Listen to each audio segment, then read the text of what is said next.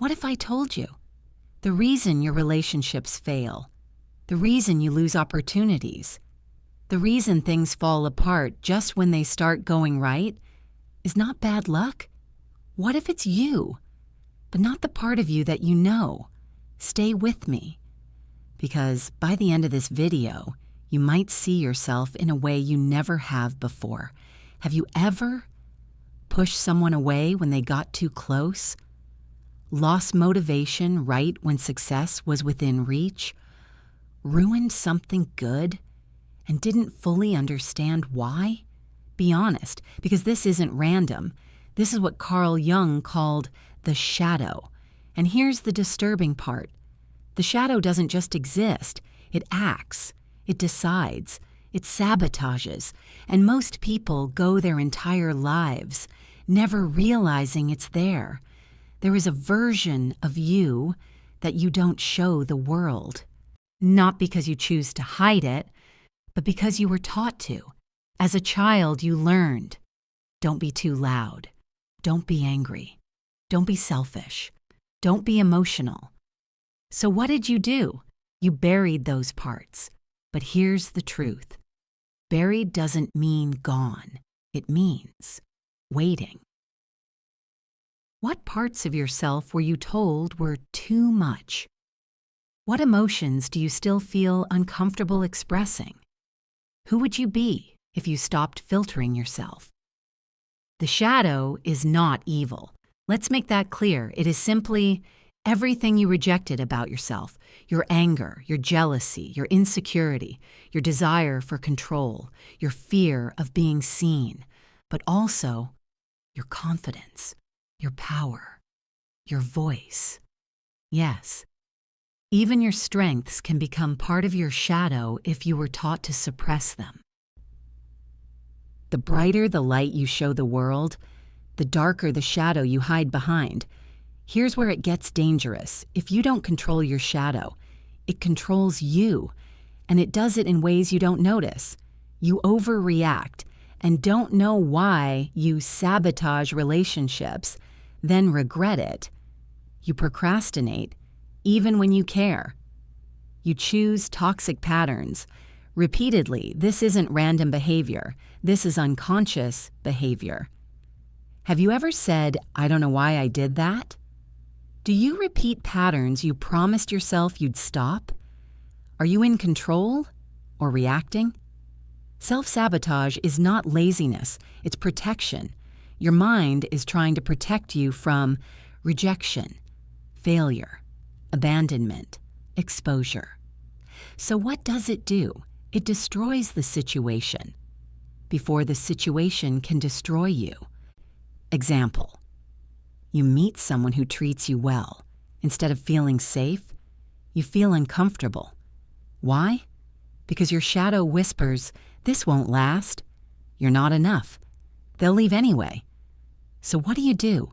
You pull away. You create distance. You sabotage. If this is already hitting deeper than you expected, and you're starting to see patterns in your own life, then this channel is for you. Because we don't just talk about surface-level motivation here. We break down the hidden psychology controlling your life. Hit subscribe right now, because the next part will reveal something most people never realize. Your shadow shows up strongest when emotions are high, especially in relationships, and you get triggered easily. You assume the worst. You test people without realizing it. You fear closeness, but also fear being alone. This creates a cycle. You want love, you get love, you feel unsafe, you sabotage, you lose love, you feel validated.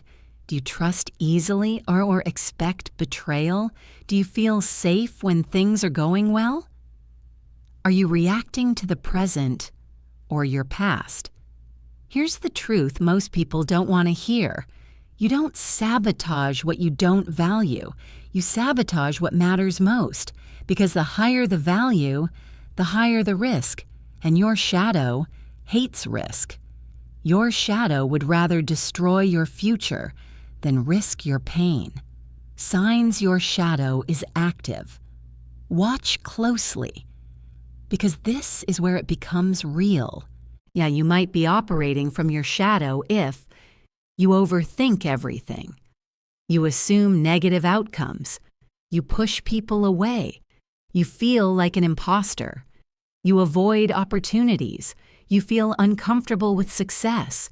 Which of these hit you the hardest? How many of these patterns do you recognize? What is your shadow trying to protect you from? You don't destroy the shadow. You integrate it. You bring awareness to it. You face it, because the moment you see it, it loses power. Steps 1. Notice your patterns 2. Question your reactions 3. Accept your emotions 4. Stop running from discomfort 5. Own every part of yourself. The most dangerous thing about the shadow is not that it exists, it's that you think it doesn't to understand your shadow. You have to go back, not to what you remember, but to what shaped you. Because the shadow is not created in adulthood. It is formed early, very early. As a child, you were not allowed to be everything. You were allowed to be what was accepted, loved, approved, and anything outside of that was rejected. Maybe you were told to stop crying, so you buried your sadness. You were punished for speaking up, so you buried your voice. You were ignored when you needed attention, so you buried your needs. You were only loved when you behaved, so you buried your authenticity. And slowly, without realizing it, you started building a false self, a version of you that could survive, but not a version that was fully real. The child adapts to be loved, but the adult forgets what was lost. What did you have to hide to be accepted? What version of you did people reward the most? What part of you still feels unseen?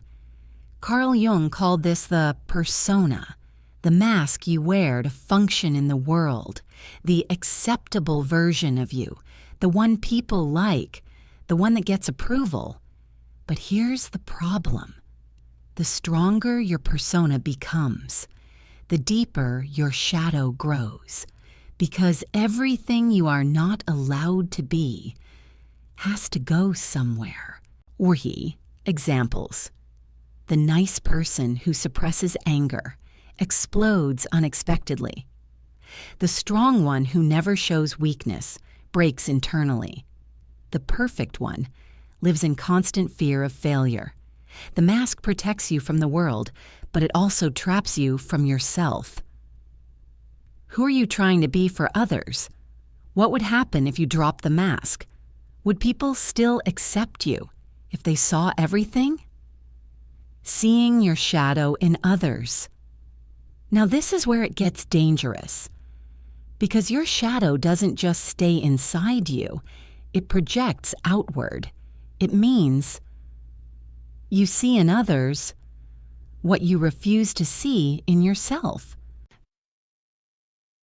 You call someone arrogant, but you suppress your own confidence. You judge someone as too emotional, but you fear your own emotions.